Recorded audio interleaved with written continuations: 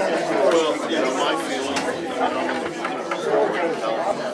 I go beyond what's necessary. I don't want to get a break. Okay, we'll call the meeting to order. We'll start with the Pledge of Allegiance.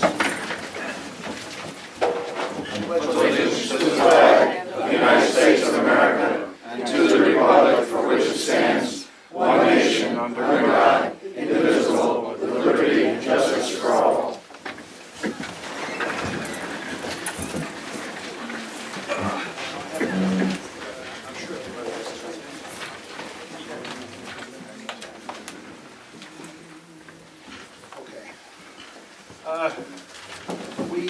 First order of business tonight, we have a special guest. Some of you folks know Pete. And I'm sure that's why most of you are here to hear what Pete has to say. Pete LaFour is the new Center Director at the Job Corps, and he's been here before. And we'd like to welcome him, and he's going to stand up and tell us a little bit about the Job Corps.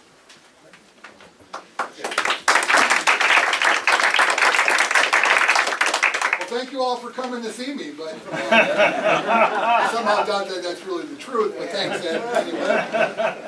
Again, I'm Pete LaFleur. I lived here for 13 years, from 80 to 93, and I went and took a job at the Red Rock Job Corps. I've been in Job Corps for 33 years. It's been my entire life, and I was lucky enough to be the Center Director prompt by Adams and Associates to run the Job Corps.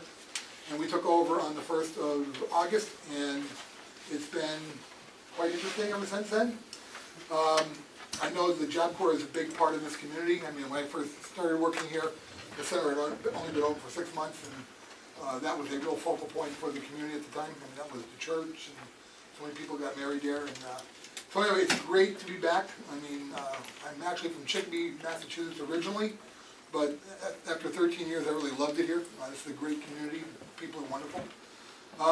And so I kind of feel like I'm home. My wife, Terry Berman, who I met when she worked at the Job Corps, her father had bought a house up in the Beechwoods. So her parents are here, and my brother-in-law, Alan Calkin, and her sister, Eileen, live up in the Beechwoods. So anyway, I just wanted to give you a quick overview of the Job Corps. I mean, I know a lot of people may have some misconceptions as to what we do. I mean, the bottom line is we're a school, and we provide academic and career technical training for the students that come to the Job Corps program.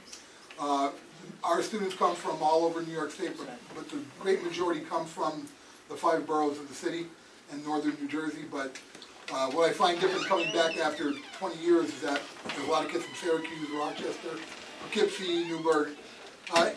Kids are 16 to 24 years old when they enroll in the program, and we provide, my goal is to create a holistic environment, because a lot of students that come to us, they come mainly because they failed in public education. The majority of students that come to the Job Corps are high school dropouts. And so my ultimate goal is to retrain them and put them in careers and make them productive members of our society. We have a GED program, and we have an online high school diploma program. We have, I think we brought the list so I don't forget, because I'm still getting used to it. This is pretty new to me. We provide career technical training in the following areas: office administration, hotel lodging, carpentry, facilities maintenance, HBI electrical, security guard, material handler, culinary arts, and mental office support. You know it's a residential facility, the kids are living there, so I employ a whole cadre of residential advisors to actually supervise the dormitories and provide counseling services to the students. We actually each have, every kid has a career counselor, but their primary function is their personal and social development. Many of the students that come to me are kids that don't have homes, and so the first thing that I want to do is get them stabilized. You can't be in a career if you don't behave appropriately. So we do a lot of work in terms of behavior management, and in that process, we also offer them a lot of fun things to do, recreational activities that are meaningful. As you know, regardless of whether they come from the city, young people will find things to do at the time if you don't give them some constructive things to do with it. The contract to operate the center is a $10.3 million contract. We employ 150.8 staff. Right now we're at about 132.5. So we're still have some positions open. my direction to my staff and from our corporate office is that we want to spend that money in this community in terms of goods and services and employing folks in terms of salaries. You know, when I was here before, I did a lot of community service work, particularly down at the youth center. That's right. And so I'm really looking forward to that again, but we are here to help. We're doing a project up in the Hancock Golf Course right now. I know Ed has asked me about getting some things done here, and I think Edie's already working on that. We have an appointment on Tuesday. So we're already working on that, and you know, again, it's really great to be home, and I appreciate the opportunity that Ed has offered to come speak. I met with him and Alan Scott the other day for the Partnership for Workforce Development, which I'll be part of. And I also have interest in joining the Business Association. I say I have a pretty large business in the town of 168 people. So anyway, thank you for coming to see me. Any questions? Is there, do you look for volunteers from the community for anything? We do, for tutoring. Yes. You know, we have a lot of students that need one-on-one. How do we get in touch with you to do that? Just call 887-5400 and ask for the center director. Ask for Pete LaFleur, and I would be more than happy to discuss what could be done. I've already talked to one young lady in the community that I met that would have an interest in doing that. So, any other questions? I have more of a request than a question. I live on the hill up behind the Job Corps, Yep. and on Friday and Saturday nights, they play that rap music very loud. Not anymore, not anymore they don't. Well, it has been in the past anyway. Mr. Kozlowski, the center director that left, briefed me that there had been community complaints about the noise. And so we moved that, the music inside the rec hall. So, Very good. if you have any problems, though, I want you to let me know. Because that's not very popular with the students. I want to know why they can't have their block party. I said, well, you can, but you got to do it inside because we're part of the neighborhood and we can't disturb the neighbors. So they didn't really like that too much, but they accepted it. And so we've already put a plan in place to move it inside into the recreation hall on Friday and Saturday nights from 9 to 12 for them, so they can still have their good time, because they love to dance. You know, and again, that's a great outlet for them, because if you don't give them good outlets, they will find outlets that I don't like, so to speak. So I'm already aware of that, and Mr. Kozlowski did brief me on that.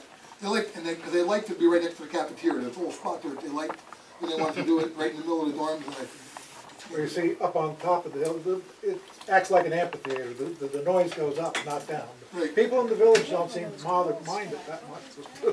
Okay, if there's any more problems with that, because we've already stopped it, I'm fully aware of this particular situation. Okay, thank you. And I do appreciate Mr. Kozlowski briefing me ahead of time. Anything else? Okay. Thank you very much.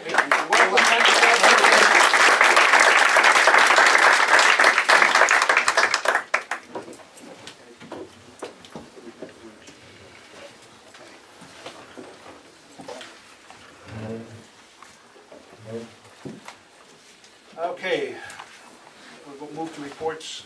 Tess, you're up. Can we have a motion to accept the minutes of July 18th? Somebody want to make that motion? Second? I'll second. All those in favor? Aye. Okay. July receipts total $2,587.50, with $2,555 turned over to the supervisor. $2,227 of that was building fees. Correspondence, we received one letter in support of the gas drilling resolution and 35 against. Copies of all were provided to the board.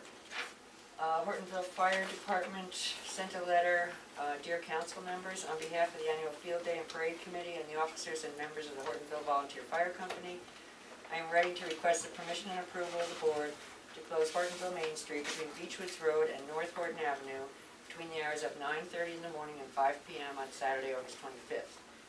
This will minimize the amount of public parking in this section of Main Street and allow enough space for the parking of visiting fire apparatus prior to and following our annual street parade. We thank you for your consideration of this request and look forward to a favorable response.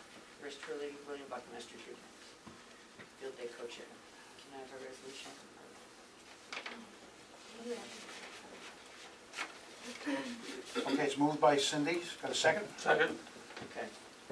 All those in And that's my favor? report. Aye. And that's my report. Okay. The Superintendent of Highways is away on vacation, so we won't have a highway department report tonight. Building inspector. Nothing really new to report. The only thing that is sort of new is I posted an occupant sign here. I did the calculations for what the appropriate load would be for this room, and we are at it right now. So, We hit 60. yes, by my count, it's I only have 46 on here. Go past that round. but it is important in case of a fire, which we need to keep an aisle open for the egress. And that's it. Okay, thank you, Howard. Assessors report. Linda? Yes, good news. The Fulton Hill Farm sold at the auction, so that should be going back on the roll soon. Very good. Good. The More good dis- news. You don't know who bought it, huh? Actually, I've been in touch We haven't with the seen it. person who Yeah. called me, and his intention is to renovate the structure and make it habitable. Right now, it's, no. So- It's not habitable. Good, good. Okay, That's good. so that's good news. Could be a lot of money. The disc went down to Newburgh. They're creating the school tax bills from that. So September, I guess, first week or so, expect your tax bill for schools, for the school.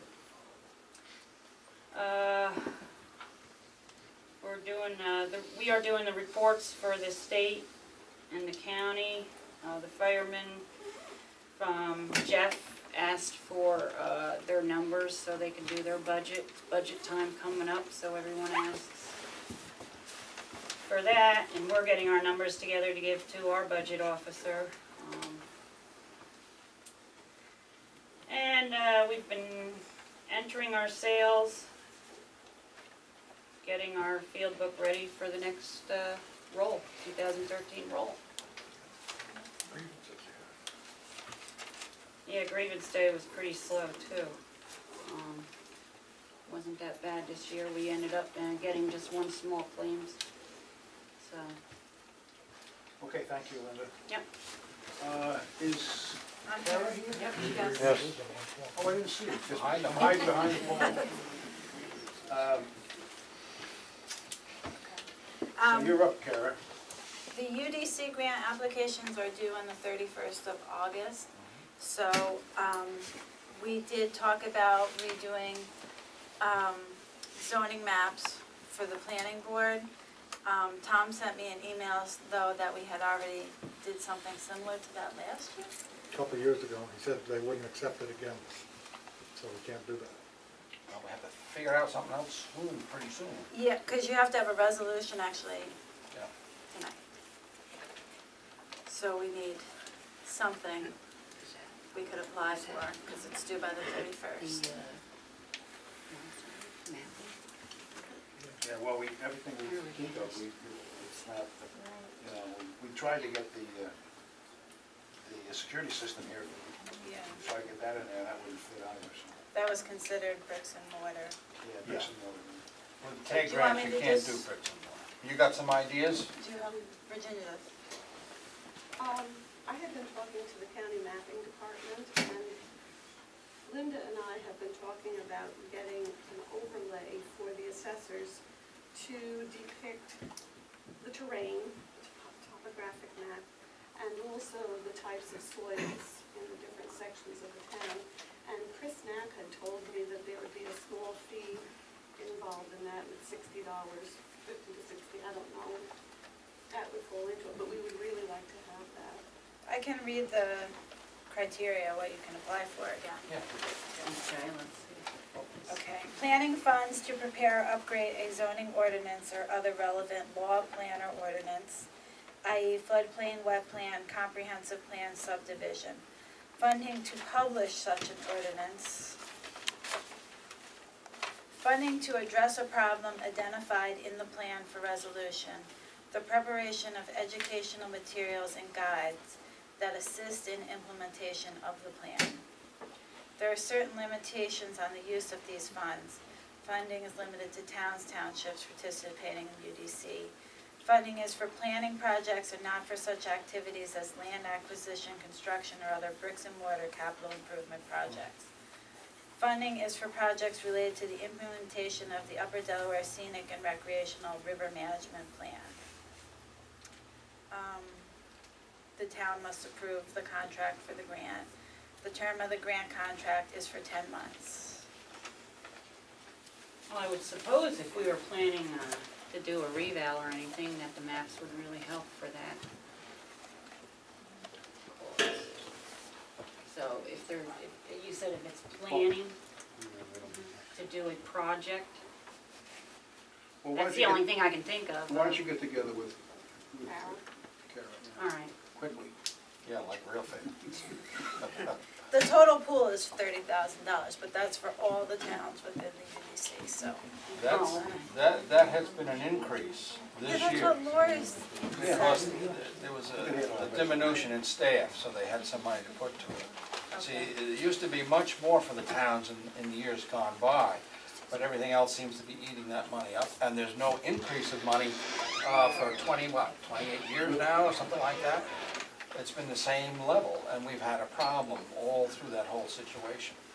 So this is the first year that I've seen that there's an increase in monies available.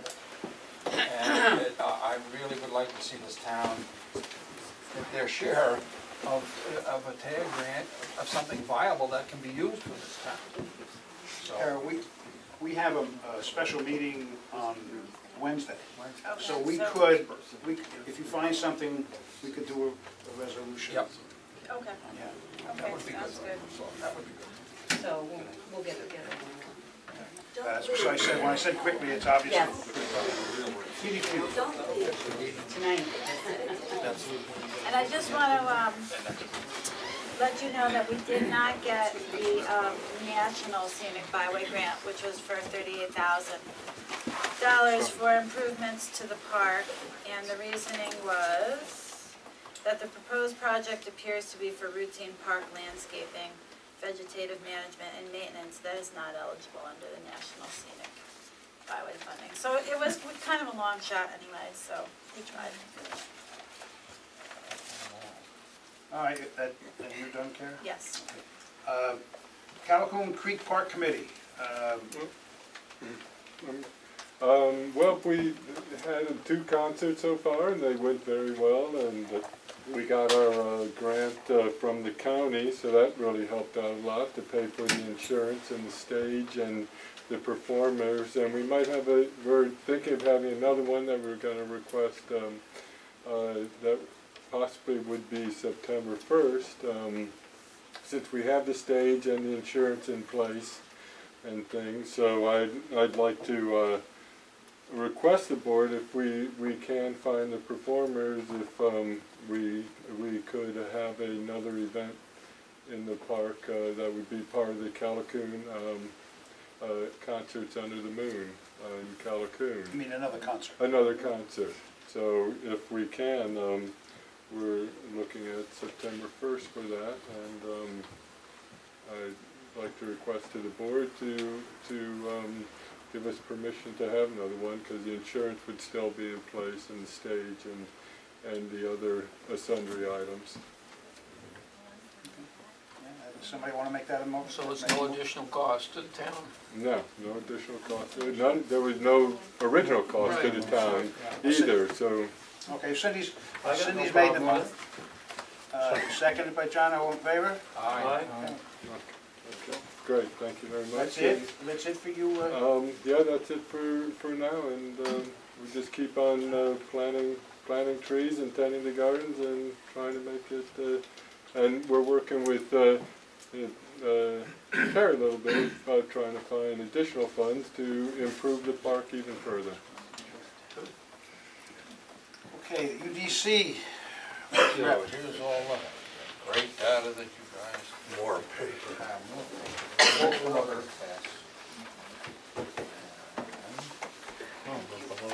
This is dated New York City, Delaware River Basin Storage as of July 27th of this year. There was 224.104 billion gallons of water in the reservoir. That's a lot of water. If you look at the chart here, and you see this little line here compared to the other one, that at that date is where it was in comparison to the long-term median line. So you can see it was down below what the long-term median line had experienced. However, that was on the 27th. We've had some rain subsequently since then, so it should be probably pretty close to that line around now. I don't know for sure. However, if you want to know the numbers, and it includes NeverSink, but I'm not going to talk because that don't flow to us, that flows down the other way. Papacton was at 91% storage at that time. Cannonsville is at 75%, and that's the one that feeds our river. The Cannonsville Dam is the one that they use specifically to put water in our Delaware River here. So that was down to 75%, and Roundout was at 96.8. So you can see they had, the other ones had pretty decent storage, but Cannonsville was low because by this decree they have to let the water out. They're not. And even then there was some complaints about the temperature of the water and the lowness of the water. The problem with it is one day it'll be low and maybe not so good for the fish or the fishermen, and the next day you can have, and it gets very cold. And that's just the way things have been working. I was going to bring up the thing about the UDC, but that's okay. I'm glad that we're going to be trying to do something. It's been a real problem over the years to see the amount of monies available for these technical assistance grants diminish the overall volume of money that was available to be shared by all the towns. There's another thing that has caused a problem, in that the federal government has changed the whole way in which these things are paid, and which the finances are done throughout the whole country. It isn't just us. It used to be that we had almost 2 years to do a project, and if it wasn't done in a 6-month period, you'd let them know where you were on it, and they would renew it, and you could go on, and you'd have 2 full years just about to get things together to get it all happening. Now, as you can see, they're dealing at 10 to 12 months, and that's a tough thing to try to get some of these projects going and completed, paid for, all the bills shoved in there, and do all the work that's necessary to get reimbursement. It's reimbursement. We lay out the money and we get reimbursed. So I just hope that for this town's sake that we can find a TAG grant that will benefit this town. And I'd like to see that. Other than that, there wasn't anything major at the last council that I can recall. So that's about it. Okay. I guess I'm up next. I have a couple of things to talk about. One is that the streetscape, the second bid went out, and I'd like to say that it went off without a hitch, but I can't. But we do have we do have a project, and we should have contracts. Kenny is going to be working on that. We'll have them in a few days, I guess. Yeah. And so that'll start. Just to refresh everybody, that's a $60,000+ project.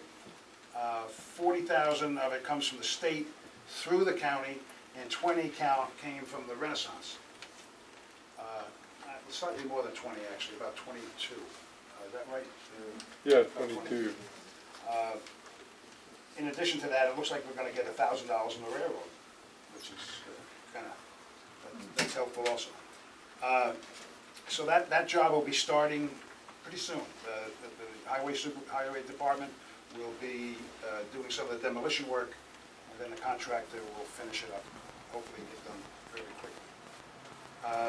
The next thing I'd like to talk about, and that is, at the last meeting, there was some conversation, if you want to call it conversation, about a commission. It was shouted down by some folks, and it was never kind of got lost. I'd like to throw it out to the board again. And the way I envision this commission, this would be a drilling commission. And by the way, I had a conversation with with Steve. Where's Steve? Right behind me. I had a conversation with Steve about this today, and the way I envision this is to a place to have conversation regarding drilling. We would appoint the people, and it would involve a lot of fact, not fiction, not innuendo, not name-calling, not, you know, with some decorum. Separate from this meeting, I think it would be good for the board because we would get facts instead of fiction and leave the emotion behind. And if the board would like to entertain that, it would be a non-binding board, but it would be helpful and informative. You guys want to talk about it? Me too. I'd like to make the motion for it. Okay. I, Okay, I got a motion and a second, and you want to talk about it? yeah, to me, the argument is, I mean, the heat between pro and con is pointless. I don't think anything will be gained by it. I think it's just another shouting match besides the one here every month. So I'm kind of cool about it. Well, 3 years ago, at a meeting, Mrs. Gunther sat right over in here. And there was a lot of back and forth even then about drilling, pros and cons. And I suggested at that time that people start working together with each other instead of against each other. Well, that just went absolutely nowhere.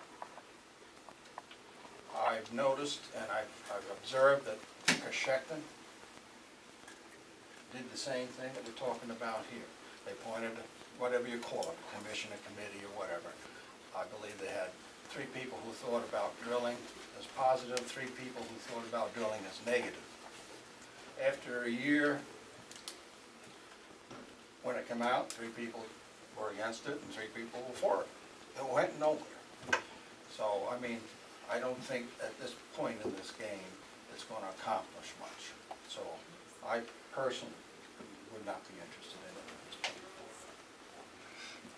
Well, again, I hope it's not, if it's going to be a forum for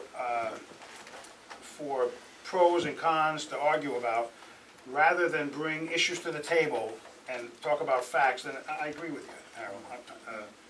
And that may be, I can't speak to Coshecton because I wasn't there, but I think if it's done honestly, and if it's, everybody wants to look at the issues honestly and discuss them, maybe have some guests, not industry people, not people that have an axe to grind, I think there could be some value to it. Now, from my perspective, we have nothing to lose. It's not going to cost us any money.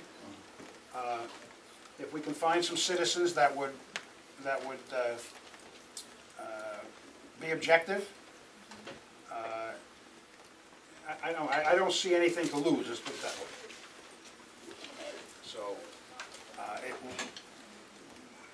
we have a motion on the floor, we have a second, and it's, you guys are voting no, or you're just cool, I mean, about it, I mean, is it? Well, I stated my position. I don't think So you're it's not going to gonna vote for it? accomplish anything. I think it's just going to be, I think it's trying to pointless. find somebody objective is a big deal in this Yeah, whole well, it's gonna, situation. you're right, I don't disagree. It ain't gonna happen, so I'm cold toward it. Say again? I'm cold toward it, you know. Well, I'm gonna I vote, think it's pointless. I'm gonna vote yes, Okay. I'm gonna vote yes for it. And hopefully, it'll be something that will be concrete and If constructive. it's positive, that would be a good thing. Yeah, well, that's the whole point. And we won't know whether it's positive or not without trying it. Exactly. It's dependent upon who's appointed to do it. Okay, now that's the end of my report. Now, on the new business, I don't know if anybody else has one of the things we're gonna be talking about, And we can talk about it tonight, again, this is between the board, about meeting protocol.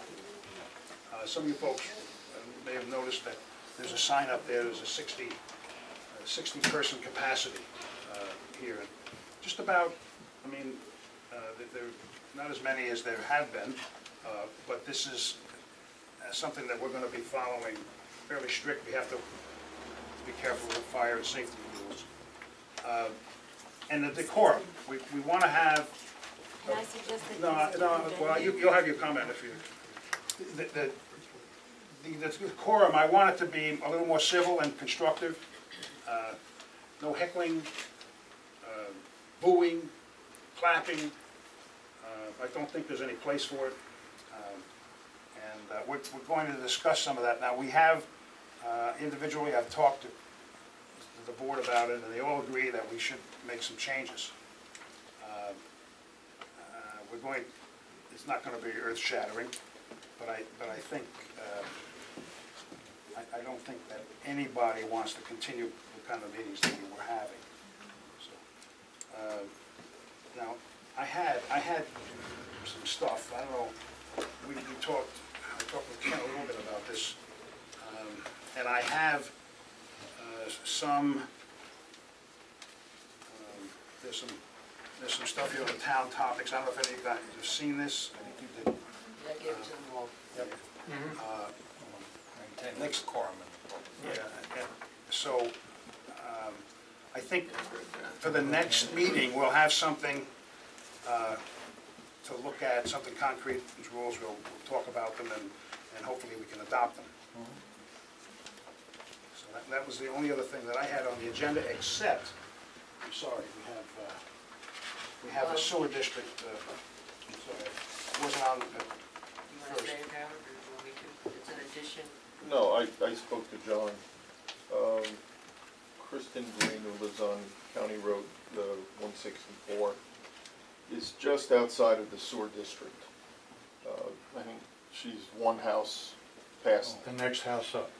And she would like to get onto the sewer district in Jeffersonville, Kohlertown area. And she would pay for all of the site work and cost to hook in. How long is the extension? I mean, estimate. I haven't, Is that just above you, John? it's, The extension is from the lower end of my property, up the road on my side, and then crossing 164 just below their driveway. So it's maybe 100 yards? yeah. 100 yards. Yeah, all the way to the point that it'll pick it up at the corner of their basement. Yeah, it's Probably 100 yards all combined. And that the property just across from Bershner? No, you're up to it way too far. Okay. It's practically across the street from me. John, Oh, okay, all right. does Marie Hill, she's in the She's district? she's on, So where does she tie in? I mean, wouldn't it make sense to tie in, extend hers rather than coming Steve Willis across? indicated to me that that would not be a good idea. Okay. I just thought That instead of crossing the road. The most appropriate way to do it would be to tie into the catch basin that it's at the lower end of my property. Okay. Well, Steve runs the sewer plant there. Right. He's much more knowledgeable. And about it it's than not going to I- bypass any houses. No, Okay, so in other words, the sewer is be right next to the sewer district as it exists today. yeah, I don't see any reason why. Especially if they're gonna pay for it. Yeah, Yep. yeah, she I would wonder have if you to. could ask other people around there if they About would actually tie incorporating. in. yeah, they should. They have to do an extension. Right. That was another process. Isn't that up to the town of California, don't they Okay, control so- it too? First, she should really engage counsel, because what she really needs to do is prepare a file a petition pursuant to Article, I think it's 12A of the town law to extend the district, and there has to be an engineering map plan and report. There really is a bit of a complex process to this. It's doable, it's very doable, and if she's bearing the cost of it, she might as well engage her, subject to our approval, the professionals to do that. Yeah, she was planning on taking care of that, but they need the town approval. I spoke to Steve Willis, and he said that they're not even close to the limit on the sewer system, so. With the village? Because With the village, yeah, okay. yeah. 'Cause So- that would be the first thing. I mean, and as long, I think really the best answer you can give to this person now is that if it's the consensus of the board that you're favorably disposed towards it, Right. then, you know, she could have the comfort level she needs to go ahead and start incurring the Right. cost. That's You don't what want she. you don't want her to start incurring that cost only to No, be no, told no she's, later on. she knows that, yeah. Okay, I think you can tell her that, we don't need to make the resolution, do we? I mean, just that, you know, I mean, you can't make a formal resolution that's binding to anything because it's not the way the process works. She really has to petition the board formally. I mean, and everybody feels, Al, you're okay with it? I'm comfortable with it. Yeah, sure. I think you can tell her that. Okay. One of the thoughts too that just came out over here was perhaps if this is going to be done for one person in the area, you might want to survey or talk to some other people in that same area to see if they want the same thing, so that the process could be, I don't know, I'm just suggesting, rather than one person, maybe there's a couple right in that little area, I don't know the area and they as well. could get together, Harold, and share the cost too. Yeah, you know. yeah. Yeah. Knowing how level the sewer system is all the way down 52, they could use more pressure from my end. Alleviate the need for pump stations. Pump stations, or big plungers. So that would And be it would the spread house the, above Donnie Jack? Well, I think you can That tell is her the that. house. Oh, okay. She has the information she needs. Okay.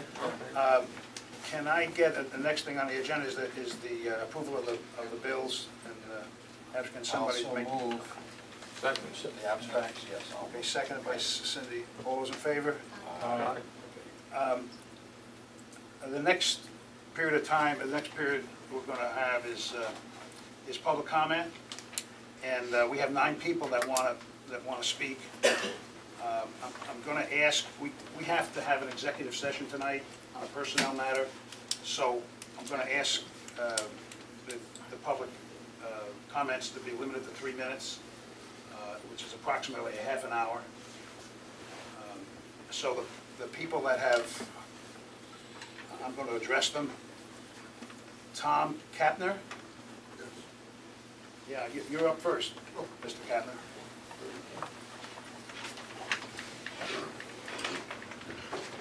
I didn't time this, but I don't, if it's maybe 4 minutes, I'm not sure. Anyway, Tom Kapner, good evening, everybody, and thank you for the opportunity to address you. I came before you at your last meeting to protest the ill-conceived resolution passed at your prior meeting in response to a citizen's request that you look into the issue of gas drilling. As I said then, that resolution undermines the property rights of the vast majority of the citizens of our town. In the name of property rights, it upholds the rights of a small minority who will profit from hydrofracking leases at the expense of the rest of us, who will see our property values plummet and our taxes go up to subsidize the infrastructure the industry requires and to pay for the damages resulting from its activities. I also questioned your stance of so-called neutrality as in essence accomplishing what the resolution seeks to do without coming out and saying so. What I witnessed at the July meeting reinforced my apprehensions, but also raised my hopes that we may have a window of opportunity to handle this very divisive issue in the right way. In my comments, I said that we need to hold back on gas drilling until we've informed ourselves on the true costs and benefits. Several others made comments along the same lines. Whether through a commission set up for this purpose or a series of meetings sponsored by the town board, with a tight structure, the right participants, and a transparent public process, we could move forward toward making informed decisions in the interests of the town as a whole. Of course, the hotheads on both sides will never be convinced that they do not have all the answers. But I remain convinced that most of our residents are decent folks who are willing to see the evidence and the factual basis for all the conflicting claims made on this issue. but it has to be done in the right way. We have to avoid any semblance of propagandistic whitewashing to justify one side or the other. Let's invite proven professionals with experience to present factual data. Let's make sure they base their assertions on real scientific methodology, whereby facts are facts, subject to verification, and not propagandistic claims presented as objective and scientific. We certainly do not need more paid operatives from the industry. We need reputable professionals that fair-minded people would agree to be presenting an objective, factually based analysis whose accuracy can be verified. And we need an agreed-upon agenda with opportunity for the public to question and engage the participants in a controlled and civil manner. The questions that need to be addressed fall into two. You have hit your 4-minute mark. Okay, Just make it as quick as you can. Okay, well, I mean, we need to deal with the environmental impact, the air quality, the ecosystem, what is the risk to our water supply, and then we need to deal with the true economic pros and cons. And I've heard so many times that we're in the dumps and we need jobs, but my impression is that we're actually better off than when I came here in the 70s. I know I spend at least $10,000 a year on taxes, vehicle and machinery maintenance, home repairs, not to mention food and necessities. And you multiply that several hundred times and we're not talking small change here. I also know that I would not have moved here if I had known about the possibility of hydrofracking. But more important, we need to examine what will be the future economic impact of hydrofracking for our town, what's gained and what is lost. I grew up in areas where extractive industries were dominant, and I've examined their economics in my academic career.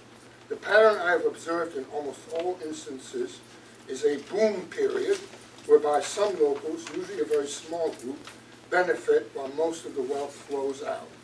After the resource is exhausted, the local environment is left devastated and the population impoverished. I would like to see what the long-term costs will be for us. Let's examine what happens in communities where the industry has been operating for at least 3 or 4 decades. I'm sure there are many other questions that need to be addressed. My point is that we have an opportunity, if we do it the right way, to lay the basis for informed decisions that will benefit the town as a whole. Let's not rush into something that we may live to regret. The gas will be here for 20 to 30 years and worth a lot more then.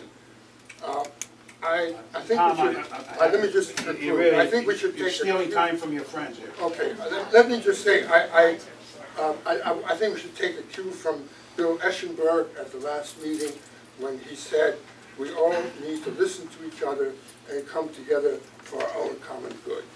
Thank you for the opportunity. Thank you.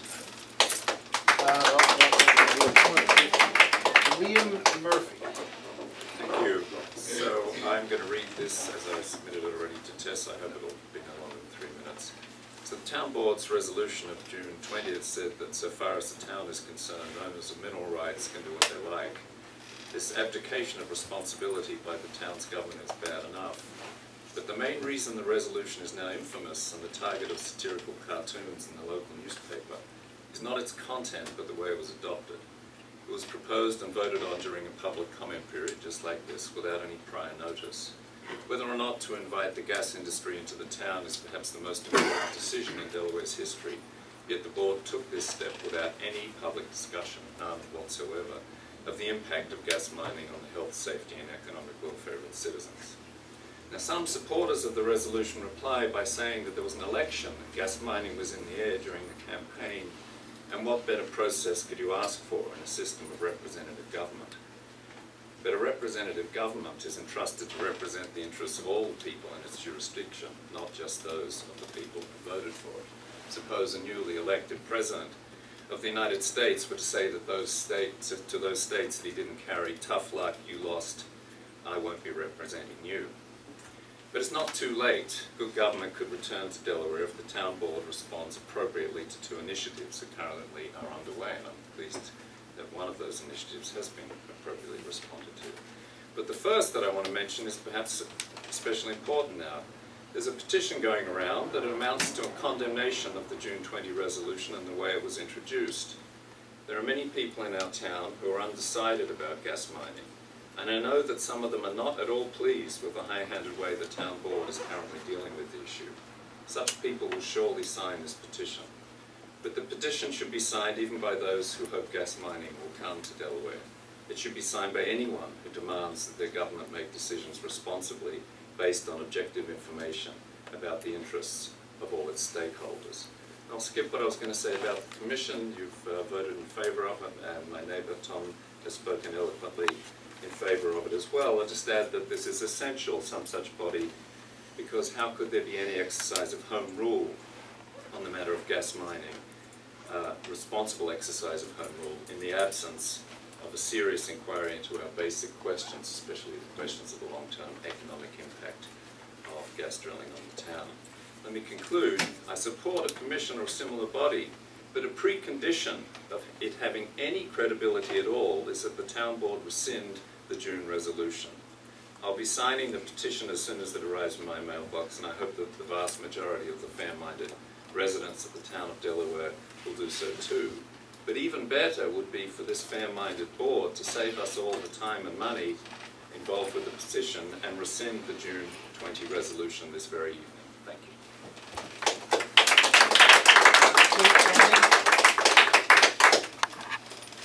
Kate Kennedy. I'm here. I didn't bring my reading glasses. I just wanted to comment on the issue of local fracking jobs.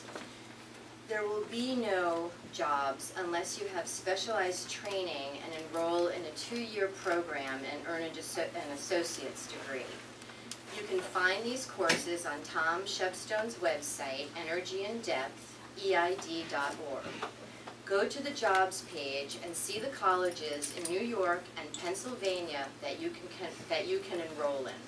Some have tuition assistance and some don't. Luzerne Community College, Lackawanna College, Broome County Community College, ShaleNet, and Pennsylvania College of Technology, among others. If Town of Delaware were to begin fracking in 6 months, your kids wouldn't be hired because they don't have the training. Out-of-state workers would get the jobs and send the money back to their home states. If you want your kids to stay in Town of Delaware and get good fracking jobs, you'll need to enroll them in college now. I hope this makes it clear that A, I'm not trying to stop anyone from getting a good job, and that B, Mr. Shepstone is a gas industry lobbyist, which is a big conflict of interest, as he is also our town planner. I pointed out that Mr. Shepstone is a gas industry lobbyist a few months ago at the zoning board meeting, and Mr. Shepstone replied, "I'm not a gas industry lobbyist, I'm your town planner." I can't say for sure, but I'm guessing that our board would not have taken the position of neutrality or would have passed the fracking resolution without the advice of Mr. Shepstone. Therefore, I urge the board to release Mr. Shepstone of his duties as our town planner and hire a planner who has no conflict of interest. Thank you.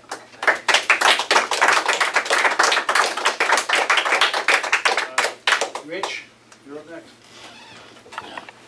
Well, first I'd like to say congratulations to the town board for having the guts to take a stand. I appreciate that. The second is just, I read a few letters or articles in the paper. One was about a study conducted by Duke University, and last line was that hydrofracking did not pose a threat. There was another article, and I think that was also in the Outdoor News. There was one just a few days ago. The guy was retired, but he'd been chairman of some environmental commission in Albany, and he mentioned 30 years and 10,000 wells, and that the fracking and the drilling for gas and oil was not a threat to groundwater, or maybe threat, but they didn't have contamination from it. As far as the economics, talk about jobs, the county and the local towns, the biggest part of our jobs in this county and town are paid for by taxpayers. The jobs just aren't here. There would be, and there would be some money. And how can a county that's so broke, they're looking at how much they may have to go over the 2% cap, or how many people they'll have to lay off. There ever is a little risk. These same people against the gas, if they would have been here 150 years ago, when the rafts were going down the river, they would holler pollution. When they cut all the hemlocks for the tannin factory, the tannin mills, tan hides, and there was a mill just up the stream here, they used the bark, the rest of the tree laid in the woods. I'm sure that would be complained about. I was told the guy's got a picture up in Acidalia where there wasn't a tree there. They had an acid factory there. My grandfather went there in the winter and brought 4-foot wood out of the woods to the acid factory. Now all these places have grown back, they're still running. And I think we can get the gas out. You don't see a wellhead, don't take much. I've drove past them in Illinois how long ago where the cow was chewing right around the well that was cranking, and I think we'll get around this too very nicely. Also, I want to publicly have some support for Linda Schwartz as our sole assessor. I hope that's not out of line. There might be a couple of things that I can't read. But our county with 9.8 unemployment, and there was an article a month ago or so, the second poorest county in the state, only behind the Bronx. That's not a very good distinction. And also I attended a county meeting a couple of years ago, and Jerry Skoda brought out, says there's 27,000 households in Sullivan County. He had the exact number, I don't. And over 14,000 was getting some form of public assistance. That's not a very good record. That's why people leave. And I thank you. Thank you, Richard. Noel? For those of you who don't know me, I'm Noel Van Swol. I'm representing the Sullivan, Delaware Property Owners Association, and contrary to some of the statements that are made, we are the majority. We represent, before we had to draw the line on acreage, 10,000 acres in the town of Delaware alone, more than 70,000 acres in the River Valley. That said, I have a letter here on the letterhead of Levine, Goulden, and Thompson, LLP, attorneys at law. It's signed by Scott Kirkowski. This was sent to the Joint Landowners Coalition of New York, specifically Dan Fitzsimmons, president. We are a part of the coalition. There are a couple of things that are worth noting that the board should be aware of. There's been a lot of talk about, the resolution that was adopted being illegal. And in this letter it says in part, the term resolution is used throughout the New York State General Municipal Law, Municipal Home Rule Law, Town Law, and Village Law. A town board is required to hold a hearing prior to passing a town resolution only if explicitly required by statute.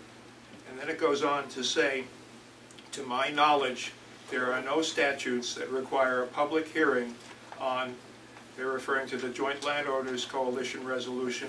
You have your own independent resolution which does the same thing. There's no no statutes that would require a public hearing on the resolution prior to the adoption by a town board. So that settles that issue. It goes on and it says, please, I was decent to you people.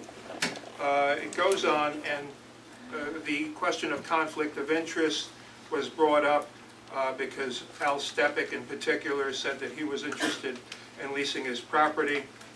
There were some rather nasty comments made and nasty letters to the editor referring to that.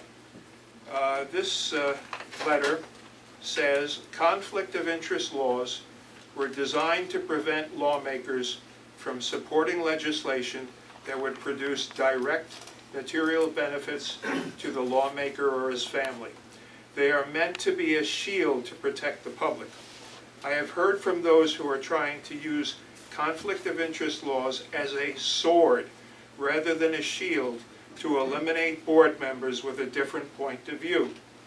In my view, there is no conflict of interest created when a town board member is asked to vote on a non-binding resolution that applies equally to all town property owners and which creates no direct material benefits to the lawmaker or his family.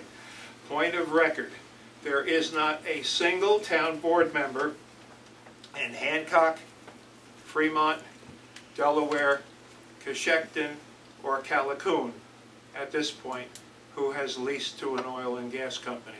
So this has all been smoke as far as this issue is concerned. Then, and this is pure coincidence, I ran across an article with the interesting headline, "Is the U.S. Protecting Hugo Chavez?" Okay, this was in Investors Business Daily today. This is one of the premier financial newspapers in the United States, very responsible as far as their presentations. Now here's an interesting paragraph in this that really struck me. So long as Chavez pumps oil, Obama is free to discourage domestic drilling. Obama's fealty to his political allies amounts to a protection deal for Chavez. Then there's a dash, who has financed anti-U.S. drilling movies such as Gasland. And this is in a prominent national newspaper. I would like to say that a rebuttal has come out labeled Truthland to everything that was said in Fox's Gasland movie. We are in the process of setting it up so that it can be viewed by the public throughout this region. And when you see it, you will realize how badly people have been manipulated and taken by Mr. Fox. Thank you.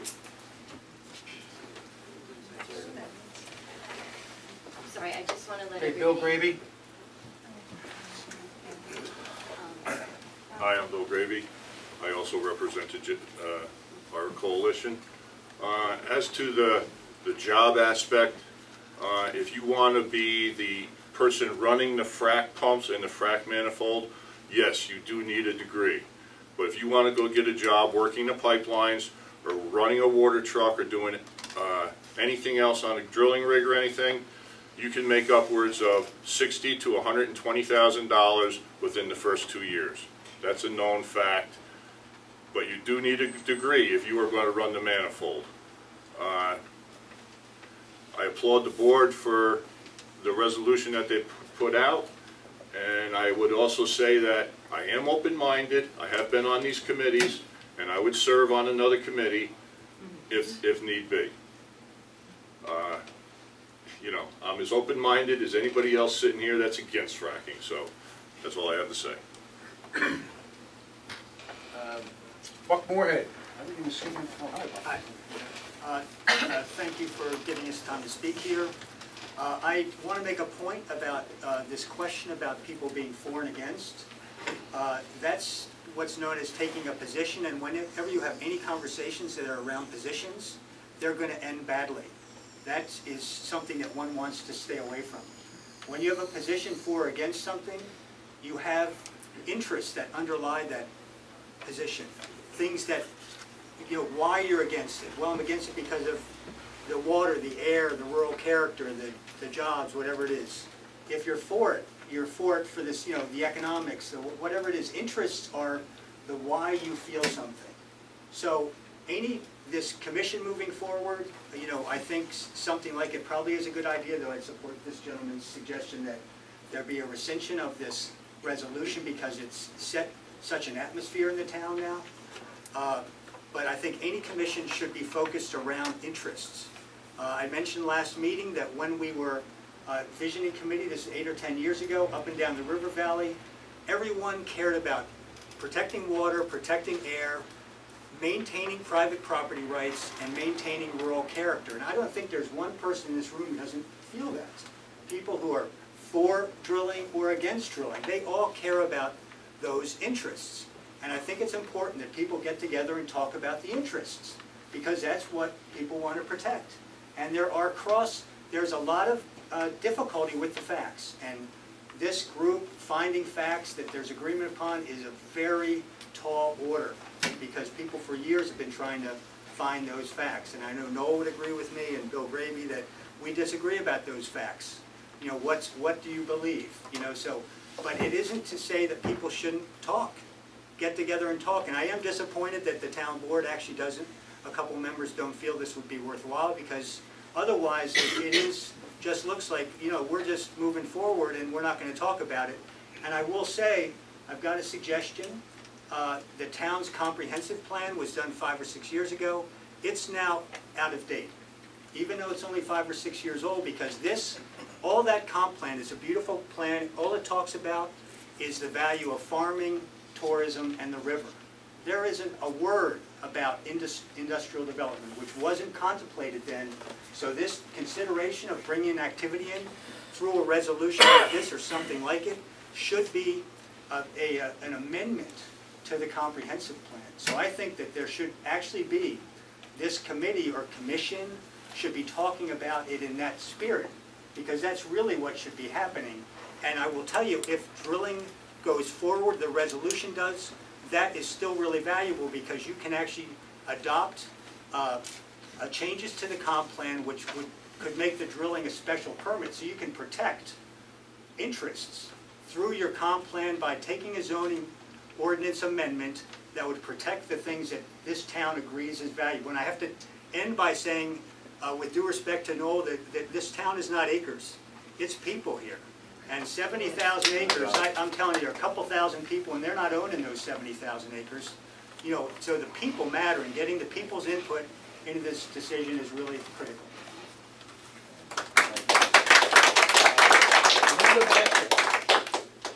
Hi, Karen. I just have a question. I applaud your, there was a vote, was there not? I heard the word cool and cold, but I didn't see a vote. Was there a vote for this consortium or this group that's going to? Commission? Yeah. Oh, okay. It was passed. Do you have any ideas about what the next steps might be?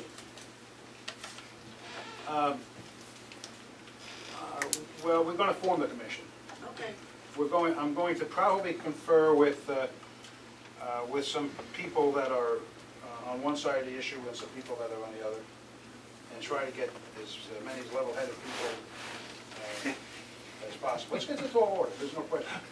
I mean, it would be easy to say, the hell with it.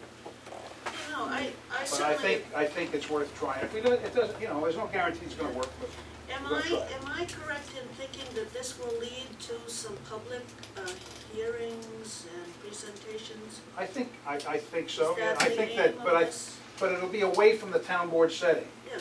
Okay. Fine. Thank you. Jerry. Could I add just one?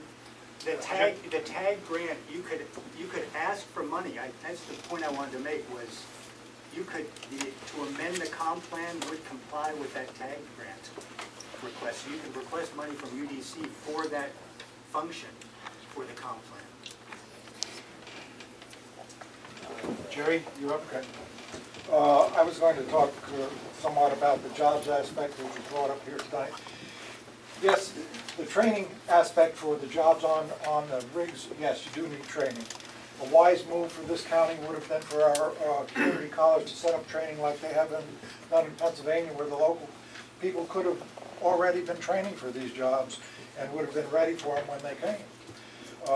But there's a lot of small jobs. The little people get the work out of this, the truck drivers, the restaurants, the mechanics, hotels, motels, the butcher, the baker, the candlestick maker. Everybody benefits from these because there's money flowing in the area and people are going to spend it, and it'll help the whole economy. Studies, health studies. Everybody's saying we need to study this. Our legislator who was here a few months ago saying that the county wants a study done. Well, you can't study it unless you're doing it. How can you study it unless it's being done? They ignore the studies that are out there. There's dozens of studies that have already been done. There was a study done by Texas A&M University, I believe, that over a 10-year period, they looked at the health effects down in Texas, where they were drilling for over 10 years, and found that there were negligible effects. In fact, most of the major diseases during that study went down instead of up. Not saying that that was the cause of it, but that was the result of the study. We have the head of the Environmental Protection Agency, Lisa Jackson, has testified before Congress that, to her knowledge, there has never been a case of water contamination directly related to hydraulic fracturing. You have Joe Martin, the head of the DEC, who's used to be the head of Mark found out. this environmental group here. In fact, he started it. You know, he's coming out and saying it can be done and it can be done safely. They worked for 4 years putting together regulations, which are going to come out in a month or so, with all kinds of safety aspects to prevent it. They're going to require 3 test wells be drilled around every gas well to monitor water quality. I assure you that they have gone overboard to try to protect people. The other thing I want to mention, touch on, is tax revenue. This county has got a 27%, is looking at a 27% tax increase possibly, unless they make some real drastic cuts or they find some, that's a big chunk. Right now we have the highest taxes around, and they're going to get higher. You're not going to be able to sell your properties because the taxes are so high. I know, I'm in the real estate business. I lose a lot of deals to taxes. These oil wells or gas wells will generate a lot of tax revenue, which that revenue comes from an added value tax, which goes directly to the towns, the school districts, and the county. It doesn't go to the state. We would benefit immensely from each well drill. And as far as your committee goes, I would serve on it, but what you said, that you didn't want any experts from one side or the other, I think that you need to have both sides represented on the committee. Absolutely, but what I meant, I just didn't want it. I didn't want the study seated. I wanted it to be real. You know what I'm saying? If you're not going to be, if you're on a commission, you're not going to be the guy. You're going to be listening to what other people have to say. I mean, that's the way I envision it. Right. Well, I have some ideas about it that I'd like to talk to you about. That's all I have to say. Okay, that precludes our public comment. We have a executive session to go into on a personnel matter. So the meeting is over. Well, it's over. Can I have a motion that we go to executive session? I'll second. Thank you for Everyone, I just want to say if you're interested in those jobs, I'm going to give the listings to Tess and she can give them out to you. All we're doing is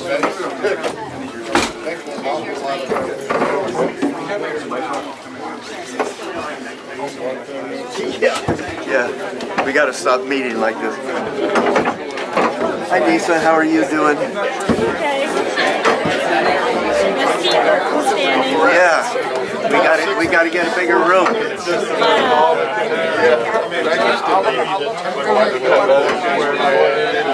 We gotta build a new town hall.